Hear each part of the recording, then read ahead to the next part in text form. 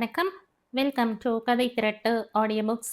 இந்த வீடியோவில் நம்ம என்ன கதை கேட்க போகிறோம்னா, எழுத்தாளர் ஸ்டெல்லா ப்ரூஸ் அவர்கள் எழுதிய மாய நதிகள் கதையின் 8வது பகுதி.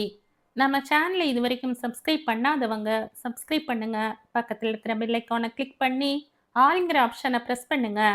ஸோ தட் நான் போடுற கதைகளை உடனுக்குடனே நீங்கள் கேட்கலாம். வாங்க கதைக்குள்ளே போகலாம். பரமேஸ்வரி அவனின் வருகையை இத்தனை தூரம் எதிர்பார்த்து கொண்டிருப்பதன் காரணம் அச்சுதனின் அறிவில் மின்னல் வெட்டியது. 15 நாட்களுக்கு முன்பு அவன் பார்த்த பரமேஸ்வரி உலகநாதனின் இளம் மனைவி. இன்று பார்க்கும் பரமேஸ்வரி ஸ்படிகமான இளம் நங்கை. அச்சுதன் இந்த வேறுபாட்டை யோசித்து பார்த்தான். முரண்பாட்டில் கசட்டுத்தனம் எதுவும் இருப்பதாக தெரியவில்லை அவனுக்கு. பிறகு அச்சுதன் யோசிப்பதை கத்தரித்து கொண்டான். இடது பக்க அறையின் இடது சுவற்று ஜன்னல்களை திறந்து விட்டான். உலகநாதனின் வீட்டு சுவரிலும் சற்று தள்ளி ஜன்னல் ஒன்று திறந்திருந்தது. ஆனால் அவருடைய வீட்டில் எங்கோ ஒரு ஜன்னல் மூடி கிடப்பதாக தோன்றியதில் அச்சுதனின் மென்மையான மனம் சின்னதாக பெருமூச்சு விட்டது. எங்கோ எதற்கோ அவனின் மனம் கசிந்தது. அறைக்குள் நடந்து கொண்டே பாடினான். அம்பரமே தண்ணீரே சோரே யரஞ்செய்யும் எம் பெருமான் தந்த கோபாலா எழுந்திராய். பதமான தொனியில் மிருதுவான குரலில் அச்சுதன் பாடிய திருப்பாவை தன் வீட்டு சாப்பாட்டு அறைக்குள் கரணைக்கிழங்கு குழம்பு சோற்றை உருட்டி வாயில் போட்டு கொண்டிருந்த உலகநாதனின் காதுகளில் விழுந்ததோ இல்லையோ, அவரின் உலகம் அப்படியே ஆடாமல் அசையாமல் ஸ்தம்பித்து நின்றுவிட்டது. பாட்டும் சங்கீதமும் பரமேஸ்வரிக்கு வெள்ளம்.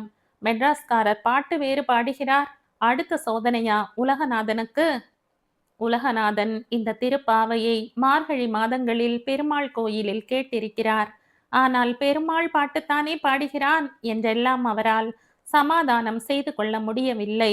முதலில் இப்படி பெருமாள் பாட்டில்தான் ஆரம்பிப்பார்கள் என்ற ரீதியில் தான் புத்தி போயிற்று அவருக்கு. பிறகு இருக்கவே இருக்கிறது சினிமா பாட்டு. உலகநாதன் அவதி அவதி என்று சாப்பாட்டை அள்ளி அள்ளி போட்டார். அச்சுதனும் விடாமல் பாடிக்கொண்டே இருந்தான். இதில் உலகநாதன் எவ்வளவு பதட்டமானாரோ அதே அளவு அமைதியின் சொரூபமாக பரமேஸ்வரி இருந்தாள். பாட்டு அவளுக்கு பக்கத்து வீட்டில் கேட்கவில்லை, அவளுடைய வாழ்க்கையில் கேட்டது. அவசரமாக சாப்பிட்டு முடித்த உலகநாதன் முதல் காரியமாக சமையல் அறையின் ஜன்னல் ஓரம் போய் நின்றார். அடுத்த வீட்டில் அச்சுதனுக்காக ஏற்பாடு பண்ணி கொடுத்திருந்த அறை ஜன்னலின் மேல் கதவுகள் திறந்திருந்தன. ஆனால் அச்சுதனின் உருவம் தெரியவில்லை. அந்த ஜன்னல் ஓரமாக அச்சுதன் வந்து நிற்கும் போது இந்த ஜன்னல் ஓரமாக பரமேஸ்வரியும் எதேச்சையாக வந்து நின்றால் ஒருவரை ஒருவர் பார்த்து கொள்ள முடியும். கிழிஞ்சது லம்பாடி லுங்கி என்றிருந்தது உலகநாதனுக்கு. இதை அவர் நினைத்தே பார்க்கவில்லை. உடனே அவருடைய இரத்த கொதிப்பு கொஞ்சம் ஜாஸ்தியானது. உச்சந்தலையை நோக்கி ஒரு பயம் எழும்பியது. அவருக்கு என்ன செய்வதென்று தெரியவில்லை. இதை ஒரு பெரிய விஷயமாக நினைக்காமல் இருந்து விடலாம். ஆனால் உலகநாதனின் இயல்புக்கு இது ஒரு உலக மகா விஷயம். இனிமேல் அவருடைய நினைவு பூராவும் ஜன்னலைத்தான் வட்டம் போட்டு கொண்டிருக்கும். வட்டம் போட்டு போட்டு அழுது வடிந்து கொண்டிருக்கும். வேம்பின் புழு வேம்பன்றி உண்ணாது. இது பழமொழி. உலகநாதனின் மனநிலையை இந்த பழமொழிக்கு உதாரணமாக சொல்லலாமா? தாராளமாக சொல்லலாம். உலகநாதன் வாசலில் நின்று வேண்டுமென்று ஏப்பங்கள் விட்டார். கரிய நிற மோட்டார் சைக்கிளை பார்த்து கொண்டும் பார்க்கவே பார்க்காத மாதிரியும் அடுத்த வீட்டிற்குள் நுழைந்தார். பாடிக்கொண்டே அச்சுதன் வெளியில் கிளம்ப தயாராகி கொண்டிருந்தான். உலகநாதனுக்கு என்னல பாட்டா பாடுற நீ என்று கேட்கத்தான் ஆசை. ஆனால் அவருடைய வாயில் இருந்து வந்தது இப்படி.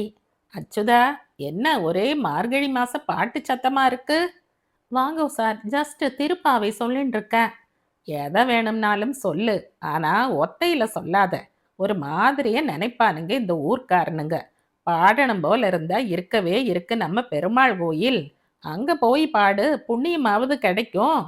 அவ்வளவு புண்ணியம் எல்லாம் வேண்டாம் சார் எனக்கு. அச்சுதன் வேடிக்கையாகத்தான் சொன்னான் இதை. ஆனால் இந்த பதில் உலகநாதனின் மனசை லேசாக காயப்படுத்தியது. திருப்பி அவனை லேசாக காயப்படுத்தலாமா என்று நினைத்தவர் தன்னை கட்டுப்படுத்தி கொண்டார். உடனே கோபத்தை எல்லாம் வெளிப்படையாக காட்டினால் கௌரவ குறைச்சல் அவருக்குத்தான். நேரிடையான தாக்குதல் கூடவே கூடாது. நீர் மூழ்கி கப்பல் போல மறைந்து கிடந்து சரியான நேரத்தில் மர்ம அடி தர வேண்டும். உலகநாதன் பெருசாக பசுத்தோல் போர்த்தி கொண்டார். வெளியிலயா கிளம்புற? திருநெல்வேலி வரைக்கும் போயிட்டு வந்துடுறேன் சார். இப்பத்தானே சாமி வந்த? பார்சல் லாரியில நிறைய திங்ஸ் டெலிவரி போட்டு அங்கேயே வச்சுட்டு வந்துட்டேன். போய் அதையெல்லாம் எடுத்துண்டு டேபிள் ஃபேன் ஒன்று வாங்கணும். அதையும் வாங்கிட்டு வந்துடலாம்னு போறேன். நீ இந்த ஜன்னலை போய் திறந்து வச்சிருக்க பாரு. அதை சொல்றதுக்கு தான் வந்த. அதை மூடிடு அச்சுதா. திறந்த அது வழியா படபடைய கொசு வந்துடும். No problem sir. ஊர்ல இருந்து கொசு வலை எடுத்துட்டு வந்துட்டேன். தங்கள் வீட்டு சமையலறை ஜன்னல் அருகில் மறைவாக நின்றபடி பரமேஸ்வரி இந்த உரையாடலை கேட்டுக்கொண்டிருந்தாள். கிழசிங்கம் எந்த வேலையாக அச்சுதனை பார்ப்பதற்காக போயிற்றோ அதில் தோல்விதான் சிங்கத்திற்கு. கிழசிங்கம் இளம் சிங்கம் பாடுவதை தடை செய்ய பார்க்கிறது. ஜன்னலை மூடி விடுவதற்கு முயற்சி பண்ணுகிறது. ஆனால் கிழசிங்கத்தின் பாச்சா எதுவும் பலிப்பேனா என்கிறது. இதில் பரமேஸ்வரி என்ற புள்ளிமானுக்கு சந்தோஷம் சந்தோஷம். இதனால் மட்டும்தானா? முதலில் அச்சுதன் பரமேஸ்வரிக்கு முழு இளைஞனாக தெரிந்தான். பிறகு மென்மையான நண்பனாக தெரிந்தான். பிறகு கதை எழுதுகிற எழுத்தாளனாக, இப்போது அழகாக பாடுபவனாக. பரமேஸ்வரிக்குள் ரொம்ப அழகாக ஒரு குஞ்சு பொரித்து அதன் சின்ன இறக்கைகளை சிறகடித்து கொண்டது. அச்சுதன் புதிய ஆடை அணிந்த தோற்றத்தில் மோட்டார் சைக்கிளை ஸ்டார்ட் செய்தான். அந்த சப்தம் கேட்டு பல வீட்டு திண்ணைகளிலும் ஜன்னல்களிலும் ஆண்களும் பெண்களும் தெரிந்தார்கள். சிவமதியும் திண்ணையில் ஆஜர். அச்சுதன் சின்ன பையன்களை பார்த்து அன்புடன் கையை அசைத்து கொண்டே மோட்டார் சைக்கிளை ரொம்ப மெதுவாக செலுத்தினான். அவன் சாதாரணமாகத்தான் உலகநாதன் வீட்டு வாசலை பார்த்தான். அதுவே உலகநாதனுக்கு தப்பாகப்பட்டது. பார்க்காம் பாரு. இப்போது உலகநாதன் எதிர்பார்க்காத சின்ன சம்பவம் நடந்தது. ஒரு நிமிஷம் சிவமதியின் தகப்பன் அழகர்சாமி அச்சுதனை நிறுத்தி ஏதோ கேட்பதும் அச்சுதன் அதற்கு ஏதோ பதில் சொல்வதும் தெரிந்தது. பின் அழகர்சாமி வீட்டிற்குள் வேகமாக போய் எதையோ எடுத்து கொண்டு வந்து மோட்டார் சைக்கிளில் அச்சுதனின் பின்னால் தக்கி முக்கி ஏறி உட்கார்ந்து கொள்ள வண்டி வேகமாக கிளம்பி சென்றது. அந்த காட்சியை தெருவே குதூகலத்துடன் பார்த்தது. சில சின்ன பையன்கள் சிறிது தூரம் பின்னால் ஓடிவிட்டு வந்தார்கள். விட்டால் சிவமதியே ஓடினாலும் ஓடுவாள். அச்சுதன் போவதை அவள் பார்த்த பார்வை அப்படி. அச்சுதனின் பின்னால் உட்கார்ந்து 24 பல்லையும் காட்டிக்கொண்டு அழகர்சாமி எங்கே கிளம்பிவிட்டான் என்பதை தெரிந்து கொள்ளாமல் வீட்டுக்குள் போக உலகநாதனுக்கு இஷ்டமே கிடையாது. ஆனால் இந்த அல்ப விஷயத்தை போய் கேட்பதா என்ற சுயமரியாதையை விட்டுத்தர முடியாமல் எரிச்சலோடு வீட்டிற்குள் போய் கதவை சப்தமாக சாத்திக் கொண்டார். அச்சுதன் அழகர்சாமியை மோட்டார் சைக்கிளின் பின்னால் உட்கார வைத்து அவருடைய விருப்பப்படி திருநெல்வேலிக்கு கூட்டிக் கொண்டு போனது ரொம்ப ரொம்ப சின்ன விஷயம். அச்சுதன் இல்லாவிட்டால் அழகர்சாமி பஸ் பிடித்து 1 மணி நேரத்தில் திருநெல்வேலி போய் சேர்ந்திருப்பார். ஆனாலும் அச்சுதனுடன் போனது செந்துறைக்காரர்களுக்கு ரொம்ப பெரிய விஷயமாகிவிட்டது. அச்சுதன் எல்லோருக்கும் மிக நல்லவனாக தெரிந்தான். உலகநாதனுக்கு இதுதான் எரிச்சலை ஜாஸ்தியாக்கியது. நிஜமாக அச்சுதன் பொல்லாதவனாக இருந்திருந்தால் கூட நன்றாக இருந்திருக்கும் போலிருந்தது உலகநாதனுக்கு. வந்து சேர்ந்த அன்றே பாதகத்தி மவன் ஃபேமஸ் ஆகிவிட்டானே. இந்த கடுப்பை வாய் திறந்து காட்டவும் முடியாமல் இருந்ததுதான் உலகநாதனின் பெரிய கடுப்பு. கடுப்பை பரமேஸ்வரியிடம் காட்டி வைக்கலாம். ஆனால் இப்போதே காட்டிவிட முடியாது. காட்டினால் அது அவரை காட்டி கொடுத்துவிடும். தெரிந்திருந்தும் உலகநாதனால் காட்டிக் கொள்ளாமலும் இருக்க முடியவில்லை. திடீரென்று தண்ணீர் குடிக்க வருகிற மாதிரி சமையலறைக்குள் அவர் வந்தால் அடுத்த வீட்டு ஜன்னலில் அச்சுதனின் முகம் தெரிகிறதா என்று கவனிக்க வந்திருக்கிறார் என்ற அர்த்தம். உலகநாதன் இப்படி தண்ணீர் குடிக்கிற மாதிரி வரும்போதெல்லாம் பரமேஸ்வரியின் வயிற்றுக்குள் சின்னதாக தீ எரியும். இத்தனைக்கும் உலகநாதன் அவளுக்கு ஒரு உத்தரவு போட்டிருந்தார். அச்சுதன் அடுத்த வீட்டிற்குள் இருக்கின்ற நேரங்களில் பரமேஸ்வரி சமையலறை ஜன்னல் பக்கம் தலையை கூட காட்டக்கூடாது. உத்தரவுதான் போட்டாகிவிட்டதே, நம்பிக்கையோடு இருக்க வேண்டியதுதானே. அதென்ன, அவ்வப்போது குத்து வைத்து வலிக்காரன் போல முக்கலோடும் முனகலோடும் சமையலறை பக்கம் 8 நடை நடப்பது?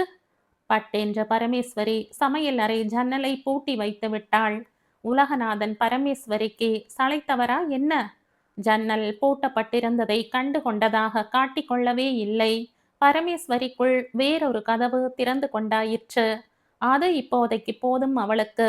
அதே நேரம் அச்சுதனின் அறை ஜன்னல் திறந்தே கிடந்ததில் அவ்வப்போது அதன் வழியாக அச்சுதனின் இசை வெள்ளம் பாய்ந்து கொண்டே இருந்தது. சில நேரங்களில் அவன் பாடாமல் மகாராஜபுரம் சந்தானம், உன்னிகிருஷ்ணன், சௌமியா போன்ற வித்வான்களின் கேசட்டுகளை போட்டு கேட்டு கொண்டிருந்தான். உலகநாதனை பொறுத்தவரையில் அச்சுதன் ஆராய்ச்சியை தவிர மற்ற எல்லாவற்றையும் செய்து கொண்டிருந்தான். இதன் விளைவு அச்சுதன் செந்துறை வந்து சேர்ந்த 3 நாளும் பெரும்பான்மையான நேரம் உலகநாதன் வீட்டு திண்ணையில் ஒரு வாட்ச்மேன் மாதிரி உட்கார்ந்திருந்தார். அதுவும் பகல் வாட்ச்மேன். அச்சுதன் செந்துறை வந்து சேர்ந்த 4வது நாள் காலை டிஃபன் சாப்பிட்டதும் எளிமையாக உடை அணிந்து கொண்டான். சில புத்தக குறிப்பேடுகள், பேனாக்கள், பென்சில்கள், கோனிகா கேமரா அடங்கிய ஜோல்னா பையை தோளில் மாட்டியபடி தெருவில் இறங்கி கேசவ பெருமாள் கோயிலை நோக்கி நடந்தான். 7-8 வீடு தள்ளி ஒரு வீட்டின் முன்னால் சின்ன பையன் ஒருவன் பள்ளிக்கூடம் போக முடியாது என்று சொல்லி ஒப்பாரி வைத்து கொண்டிருந்தான். பையனின் அம்மை வாசலில் நின்று மகனை ஏசி தள்ளி கொண்டிருந்தாள். இப்பம் நீ பள்ளிக்கூடத்துக்கு போகல மக்கா? உன் முதுகு தொலிய உரிச்சிட்டு தான்ல மத்த ஜோலி. ஓடுல, உங்க ஐயா வந்ததும் புதுசு வாங்கியார சொல்றேன். பையன் அம்மையின் வசவுக்கெல்லாம் மசியவில்லை. ஒப்பாரியையும் நிறுத்தவில்லை. அச்சுதன் இதை பார்த்து கொண்டே வந்தவன் பையனை பார்த்து அன்புடன் கேட்டான். ஏண்டா குட்டி பையா அழற? குட்டி பையன் ஒரு நிமிஷம் அச்சுதனை பார்த்து அழுகையை நிறுத்திவிட்டு மீண்டும் ஒப்பாரியை தொடர்ந்தான். ஏன் இவ இப்படி அழறா? அச்சுதன் அந்த பெண்ணிடம் கேட்டான். முந்தா நாளுதான் புது பென்சில் வாங்கி கொடுத்துருக்கு. சவம் நேத்தே அதை காணாக்கியாச்சு. அவங்களும் இல்ல. அவங்க வந்ததும் புதுசு வாங்கி தாரேன்னு சொல்றேன், கேட்க மாட்டேங்கா. இவ்வளவுதானா குட்டி பையா? உனக்கு நான் தரேன் புது பென்சில். போவியா ஸ்கூலுக்கு? அச்சுதன் இப்படி கேட்டதும் பையனின் அழுகை இருந்த இடம் தெரியவில்லை. அச்சுதன் பையில் கையை விட்டு புதிய பென்சில் ஒன்றை எடுத்து பையனிடம் நீட்டினான். பையன் மூக்கை உரிந்து கொண்டும் அம்மையின் முகத்தை பார்த்து கொண்டும் பென்சிலை ஆசையோடு வாங்கினான். அன்புடன் அவனுடைய கன்னத்தை தட்டி கொடுத்துவிட்டு அச்சுதன் நடந்தான். பெருமாள் கோவிலை நோக்கி சென்றபோது மணவாள மாமுனிகளுக்கு சின்னதாக தனி கோவில் இருப்பதை பார்த்து வெவ்வேறு நிலைகளில் அதை சில போட்டோக்கள் எடுத்து கொண்டான். அந்த கோயில் இருந்த நிலைமையை பார்த்து அந்த பகுதியில் தென்கலைக்காரர்கள் அத்தனை வசதியாக இல்லை என்று தெரிந்தது. அச்சுதன் கேசவ பெருமாள் கோயிலை அடைந்த போது செந்துறை ஜனங்களின் மூலம் அவனுடைய வருகையை பற்றி கேள்விப்பட்டிருந்த பட்டாச்சாரியார்கள் அன்போடு அவனை வரவேற்றார்கள். அச்சுதன் முதலில் பெருமாளை சேவித்துக் கொண்டான். பின் கோயிலின் தனி சிறப்புகள், முக்கிய உற்சவங்கள், ஸ்தல புராணம் போன்றவற்றை பற்றியெல்லாம் பட்டாச்சாரியார்களுடன் பேசிக் கொண்டிருந்தான்.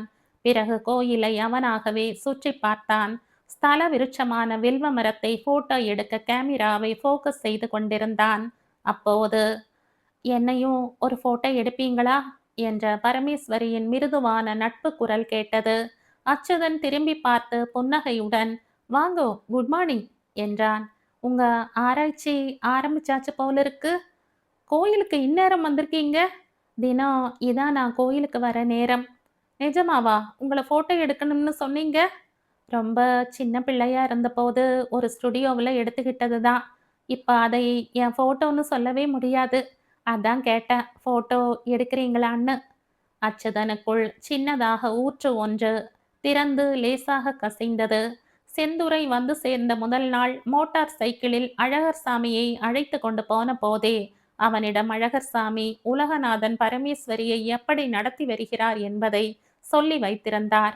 அதெல்லாம் அச்சுதனின் மனசுக்குள் சஞ்சரித்து கொண்டிருந்தது. அந்த அடிப்படையில் பார்க்கும்போது பரமேஸ்வரியின் வெளிப்பாடுகளில் ஒரு அவசரம் இருந்ததை அவனால் உணர முடிந்தது. அதற்காக அவனாலும் அவசரம் காட்டிவிட முடியவில்லை. அதனால் பரமேஸ்வரியை போட்டோ எடுப்பதற்கு தயங்கினான். ஒரே ஒரு போட்டோ எடுங்க போதும் என்றாள் பரமேஸ்வரி. அவருக்கு தெரிஞ்சா உங்களுக்கு தானே கஷ்டம், அச்சுதன் சொன்னான். எல்லா கஷ்டமும் பட்டாச்சு. இதுக்கு மேல இந்த வயசுல வேற ஒரு கஷ்டம் பெருசா வரப்போறதில்ல. அதுக்காக நீங்க என்ன எடுக்கிற ஃபோட்டோவை அவங்க கிட்ட காட்டுவேன்னு சொல்ல வரல. ஃபோட்டோவ அவங்க கண்ல படாம சமையல் ரூம்க்குள்ள ஒளிச்சு வச்சுப்பேன். இப்ப கூட நீங்க படிக்க குடுத்த புஸ்தகம் எல்லாத்தையும் அவங்க பார்வையில படாம தான் வச்சிருக்கேன். அவங்க கண்ல பட்டா கஷ்டந்தான். அதுவும் கொடுத்தது நீங்கன்னு தெரிஞ்சா கேட்கவே வேண்டாம். நிஜமாவே அவருக்கு இவ்வளவு கடுமையான காம்ப்ளெக்ஸ்னா நம்ப முடியல எனக்கு. அன்னைக்கு உங்க வீட்டுக்கு வந்து பாட வேண்டாம்னு சொன்னாங்களே! ஏதோ தமாஷா சொன்னார். தமாஷ் கிடையாது. பாட்டும், சங்கீதமும் எனக்கு ரொம்ப ரொம்ப இஷ்டம். நான் இஷ்டப்படுற ஒண்ணு உங்ககிட்ட இருக்கக்கூடாது. அதனால வீட்ல நீங்க பாடிடக்கூடாது. தாராளமா கோயில்ல பாடலாம். அச்சுதன் லேசாக அதிர்ந்தான்.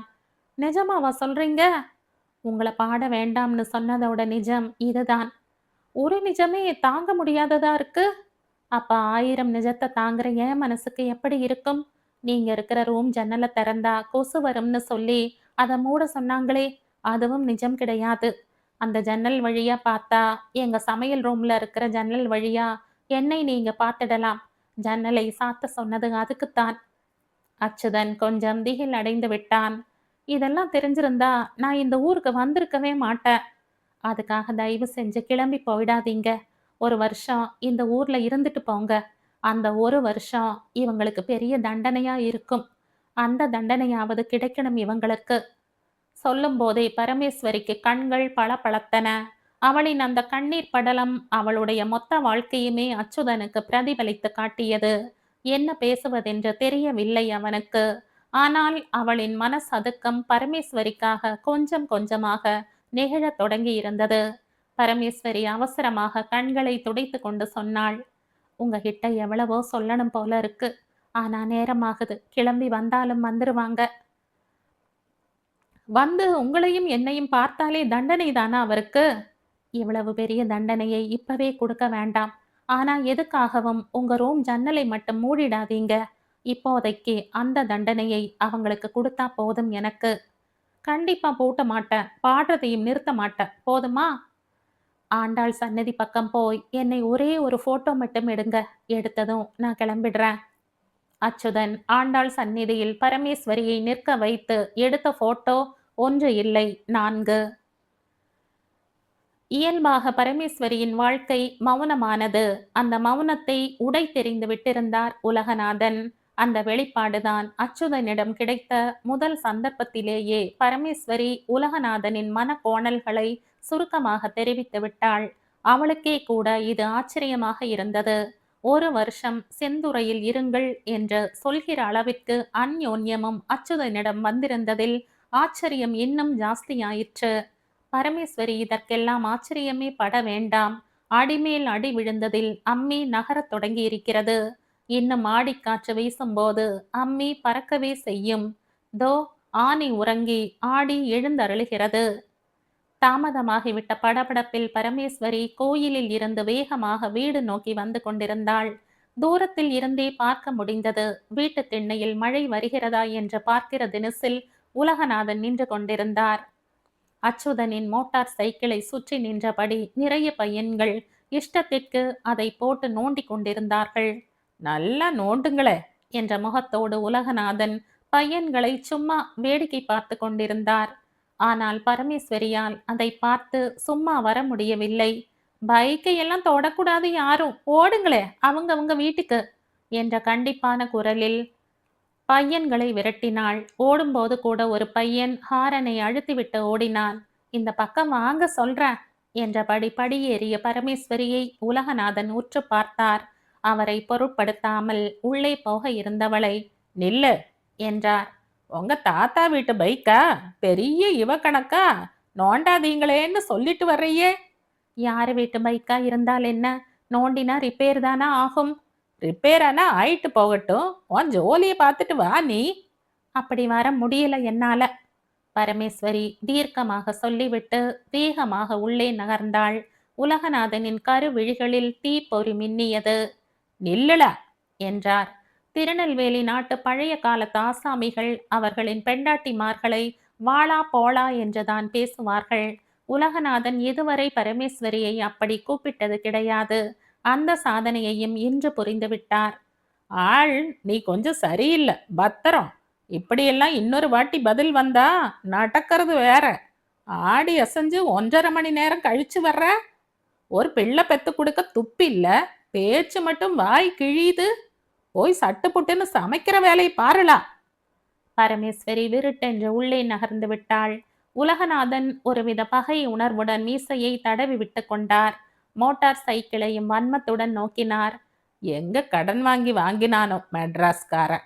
திடீரென்று உலகநாதனின் மனசை எதுவோ நெருடியது.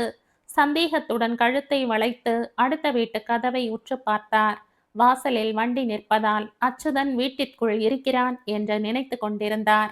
ஆனால் வீட்டிற்குள் அரவமே தெரியவில்லை. பாட்டாவது பாடிக்கொண்டிருப்பார் பாகவதர், அதையும் காணோம்.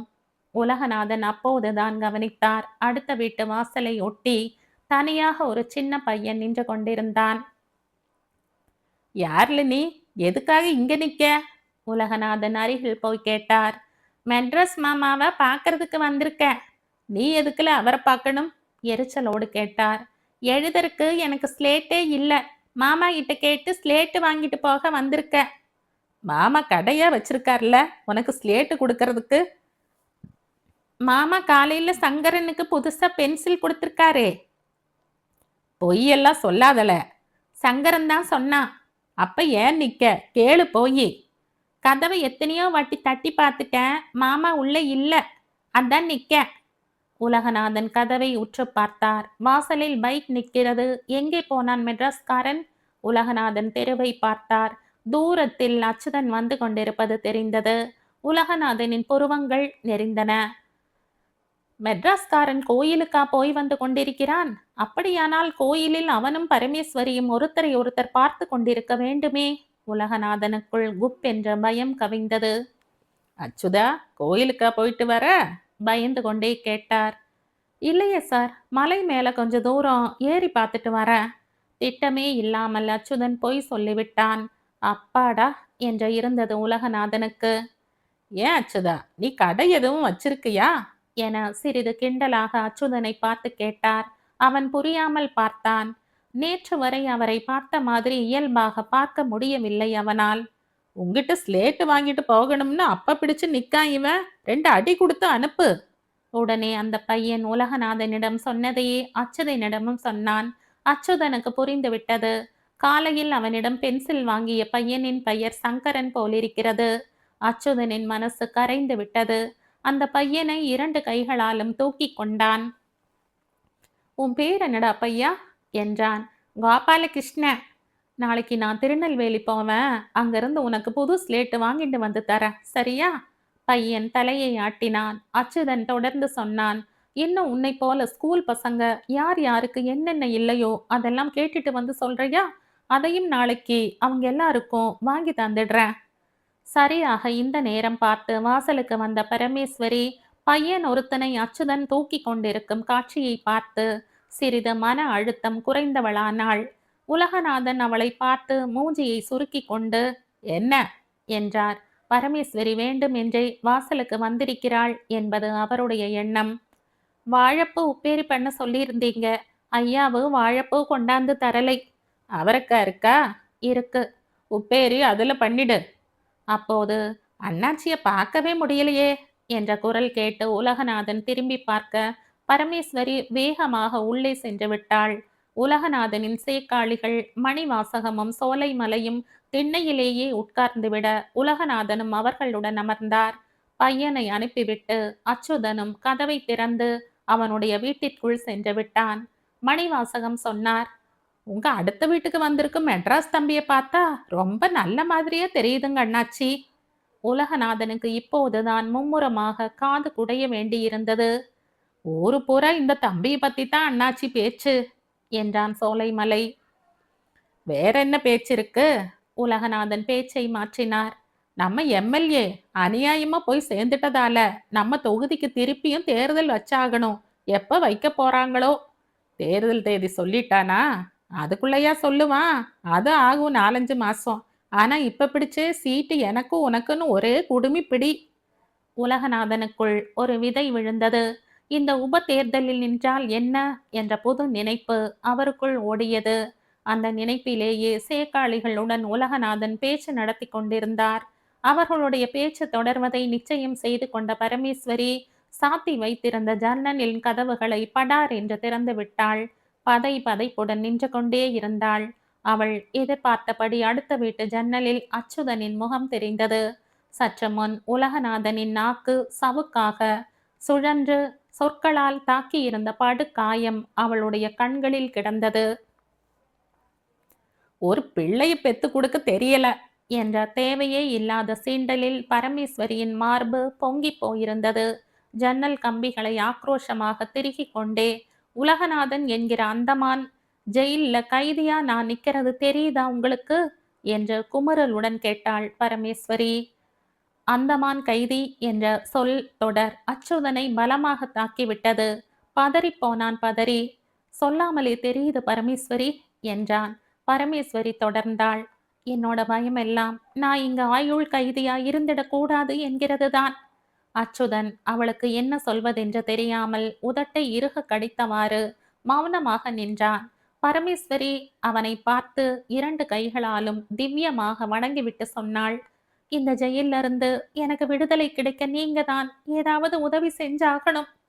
பரமேஸ்வரி வணங்கி நின்றதை அச்சுதனால் தாங்க முடியவில்லை. எப்படி, எந்த வழியில நான் உங்களுக்கு உதவி செய்ய முடியும்னு தெரியல பரமேஸ்வரி. அது தெரியல எனக்கு.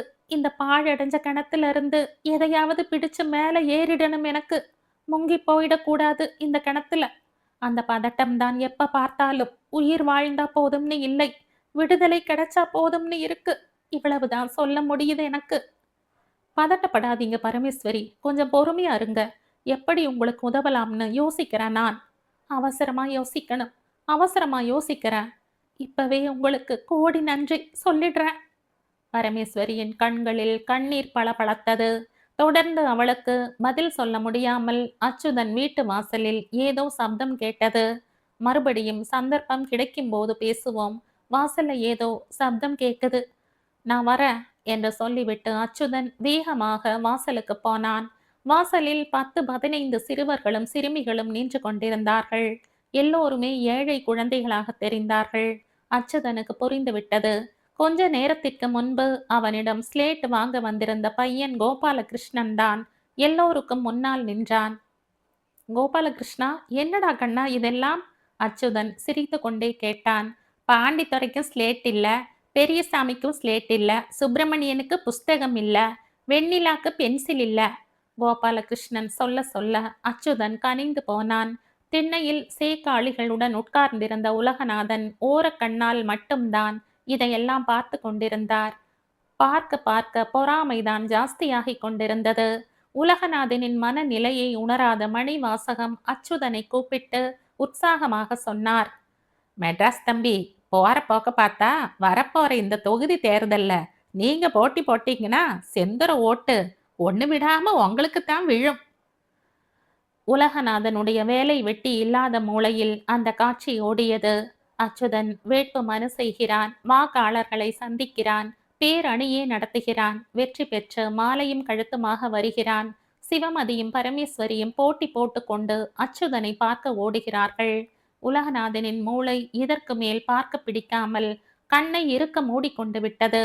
இதெல்லாம் நடக்கப் போவது கிடையாது. ஆனால் நடக்கப் போகிற மாதிரி ஒரு பிரம்மை அவரின் மனசில் ஏற்பட்டு விட்டது.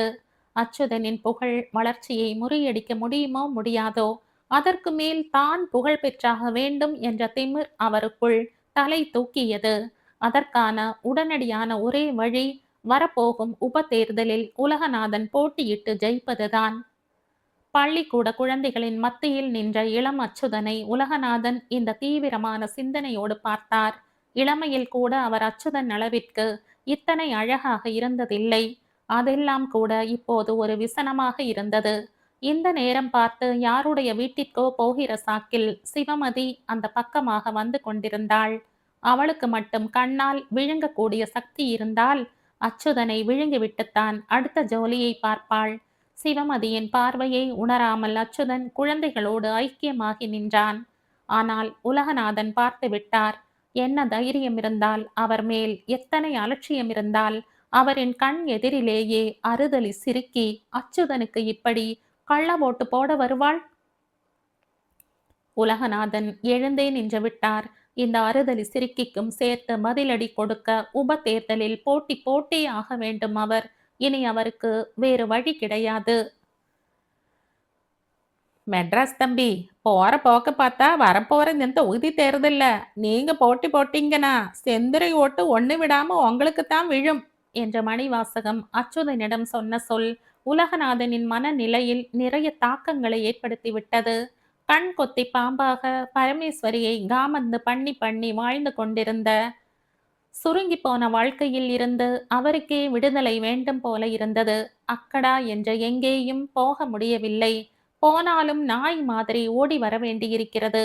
என்ன ஆகிவிடுமோ ஏதாகிவிடுமோ என்ற பயம் 24 மணி நேரமும் அவருடைய மண்டைக்குள் குடைந்து கொண்டிருந்தது. உலகநாதனால் இந்த மண்டை குடைச்சலைத்தான் தாங்க முடியவில்லை. அதையும் பொருட்படுத்தாமல் எங்கேயாவது போகலாமா என்று பார்த்தால் அச்சுதன் செந்துறையில் இருக்கும் வரை அதுவும் முடியாது போலிருந்தது. புயல் உருவாகி இருக்கும் நேரம் மீனவர்கள் கடலுக்குள் மீன் பிடிக்கப் போவது கிடையாதே. இப்போது அச்சுதன் என்ற புயல் ரொம்ப பக்கத்தில் இருக்கிறது. முதலில் அது கரையை கடக்க வேண்டும். பிறகு உடனே கிளம்பி விடுவார் உலகநாதன். புதிய காற்றோட்டமான வாழ்க்கையை நோக்கி. புது வாழ்க்கை தொடரின் முதல் அத்தியாயம்தான் உப தேர்தலில் போட்டியிட்டு எம்எல்ஏ ஆவது. இன்று தேசம் இருக்கிற நிலைமையில் எம்எல்ஏ என்ற பதவியே போதும். என்ன அட்டகாசம் வேண்டுமானாலும் செய்யலாம். அத்தனை அதிகார துஷ்பிரயோகத்திற்கான சாத்தியம் இருக்கிறது. உலகநாதனுக்கு இப்போதைய உடனடி தேவை பதவியும் அதிகாரமும் தான். பண்ணையார் என்ற அந்தஸ்தெல்லாம் போதவில்லை அவருக்கு. அந்த அந்தஸ்தை வைத்துக்கொண்டு பரமேஸ்வரியை கல்யாணம் செய்து கொண்டதற்கு மேல் அவளால் உலகநாதனுக்கு எந்த சந்தோஷமும் கிடைக்கவில்லை. இத்தனைக்கும் எல்லா விதத்திலும் பரமேஸ்வரியை அவருடைய கெடுபிடியான தீர்மானங்களின் படிதான் ஆட்டி வைத்து கொண்டிருக்கிறார். ஆனால் அவருடைய எல்லா அபிப்பிராயமும் பரமேஸ்வரியின் வெளி நடத்தைகளைத்தான் கட்டுக்குள் வைத்திருக்கிறதே தவிர உள் மனசில் பரமேஸ்வரி நேர் எதிராகத்தான் இருக்கிறாள் என்ற சந்தேகமும் உலகநாதனுக்கு இருக்கவே செய்தது. இந்த சந்தேகம் ஒருவித தோல்வி மனப்பான்மையையும் தாழ்வு மனப்பான்மையையும் அவருள் ஏற்படுத்திவிட்டிருந்தது. அதனால் தான் புத்தம் புதிய வேறொரு அந்தஸ்தால் பரமேஸ்வரி என்ற செத்த சவத்தை உலகநாதனுக்கு உடனடியாக ஜெயித்து காட்ட வேண்டியிருந்தது. அதற்கான அருமையான சந்தர்ப்பம்தான் வரப்போகிற உபதேர்தல். இந்த தடவை அதை நழுவ விட தயார் இல்லை அவர். செத்துப்போன எம்எல்ஏ சங்கரலிங்கத்தின் சமாதியில் மலர் வளையம் வைத்துவிட்டு நேராக வேட்பு மனு தாக்கல் செய்ய போகலாம் என்று நினைக்கிற அளவுக்கு உலகநாதன் கை தேர்ந்த அரசியல்வாதியாகவே ஆகிவிட்டிருந்தார். இதில் ரொம்பவும் சந்தோஷமான விஷயம், உப தேர்தலில் யாரை வேட்பாளராக தேர்வு செய்து சிபாரிசு பண்ணுவது என்ற பொறுப்பை கொண்டிருக்கும் மந்திரி அடைக்கலராஜ் அன்று பாளையங்கோட்டையில் பள்ளிக்கூடம் ஒன்றின் பொன் விழாவிற்காக திருநெல்வேலி வந்து தங்கியிருந்தார். மணிவாசகம் இதை சொன்னாரோ இல்லையோ, உலகநாதனின் மேட்டு விழிகள் அப்படியும் இப்படியுமாக கடிகார பெண்டுலம் போல ஆடின. தேர்தல் தேதி இன்னும் அறிவிக்கப்படவில்லைதான். அதனால் அவசரமே இல்லைதான். ஆனால் உலகநாதனுக்கு அவசரமோ அவசரமாயிற்றே. இந்த நிமிஷமே அடைக்கலராஜை பார்த்து பேசி தன்னுடைய பெயரை ரிசர்வ் செய்து வைத்துவிட்டு வந்து விடலாம் என்று தோன்றிவிட்டது அவருக்கு. சாப்பாட்டு கடையை காமா சோமாவென்று முடித்துவிட்டு மணிவாசகத்தையும் இழுத்து கொண்டு திருநெல்வேலிக்கு கிளம்பிவிட்டார். ஜோலியா போறேன், 5 மணிக்கெல்லாம் வந்துருவேன் என்ற எம்எல்ஏ ஆகிவிட்டார் போன்ற செருக்கோடு பரமேஸ்வரியை பார்க்காமலேயே சொல்லிவிட்டு தெருவில் வேகமாக இறங்கிவிட்டார். நிச்சயமாக உலகநாதனால் 5 மணிக்கு திரும்பி வர முடியாது. அவருக்கே தெரியும். அது இருந்தாலும் இப்படி சொல்லி வைத்துவிட்டு கிளம்புவது அவருடைய ஸ்டைல். அப்போதுதான் 5 மணிக்கு மனிதர் வந்து சேர்ந்து விடுவார் என்ற பயத்தில் இருப்பாள் பரமேஸ்வரி. உலகநாதன் வேகமாக குடையும் கையுமாக கிளம்பி போனதை தற்செயலாக அச்சுதன் பார்த்து விட்டான். சில நிமிடங்கள் அவர் போவதையே பார்த்து கொண்டிருந்தவன் தன்னுடைய வீட்டிற்குள் போய் கதவுகளை சாத்தி கொண்டான். அறையில் ஜன்னல் ஓரம் நின்று ஹலோ என்ற குரல் கொடுத்தான். குரல் கேட்டு முதலில் பரமேஸ்வரி திடுக்கிட்டாள். குரல் நிஜமா பிரம்மையா என்று தெரியவில்லை. சில வினாடிகளுக்கு பிறகு குரல் மறுபடியும் கேட்டது. அடுத்த கணம் பரமேஸ்வரி சமையலறை ஜன்னலில் நின்றாள். சிறிதும் எதிர்பார்க்காமல் பார்த்து கொள்ள கிடைத்த சந்தர்ப்பம் என்பதால் இருவருமே சில நிமிடங்கள் மௌனமாக ஒருவரை ஒருவர் பார்த்து கொண்டிருந்தார்கள். பின் அச்சுதன் கேட்டான், என்ன பண்ணிட்டு இருந்தீங்க? என்ன பண்ணலாம்னு யோசனை பண்ணிட்டு இருந்த. பரமேஸ்வரியின் இந்த எளிய பதில் கூட அவளை அச்சுதனுக்கு மிகவும் அருகாமைப்படுத்தியது. எங்க போறார் அவர்? அதையெல்லாம் சொல்லிட்டார்னா கௌரவம் குறைஞ்சு போயிடும் அவங்களுக்கு. அதனால சொல்ல மாட்டாங்க. ஒரு முக்கியமான கேள்வியை உங்ககிட்ட கேட்கணுங்க பரமேஸ்வரி. எதுவா இருந்தாலும் கேளுங்க. எந்த சூழ்நிலையால அல்லது எந்த காரணத்தால மிஸ்டர் உலகநாதனை நீங்கள் கல்யாணம் செய்து கொண்டீர்கள்? அச்சுதன் இதை தமிழில் கேட்காமல் ஆங்கிலத்தில் கேட்டான். இப்படி இங்கிலீஷ்ல கேட்டீங்கன்னா புரியாது எனக்கு. தயவு செஞ்சு தமிழ்லயே கேளுங்க. இங்கிலீஷ் தெரியாது தானே? ஏபிசிடி தெரியும். சின்ன சின்ன வார்த்தைகள் சில தெரியும். அறிவு களிம்பு துளியும் இல்லாத இதில் பரமேஸ்வரி என்ற கிராமத்து பெண்ணை அச்சுதனுக்கு இன்னும் நெருக்கப்படுத்தியது. ஆங்கிலத்தில் கேட்டதை அப்படியே தமிழில் கேட்டான். அந்த கணமே பரமேஸ்வரியின் முகம் தீவிரமாகிவிட்டது. அம்பாசமுத்திரத்தின் வறுமையில் முடங்கி கிடந்த நாட்களில் இருந்து உலகநாதனின் முதுமைக்குள் ஒடுங்கி கிடக்கும் இந்த நிமிஷம் வரைக்கும் பரமேஸ்வரி கொட்டி தீர்த்து விட்டாள். அச்சுதன் அழகான இளைஞன் என்ற காரணத்திற்காக உலகநாதன் அவன் மேல் எப்பேற்பட்ட காழ்ப்புணர்ச்சியும் வெறுப்புணர்வும் கொண்டிருக்கிறார் என்பதையெல்லாம் விவரித்து சொன்னாள்.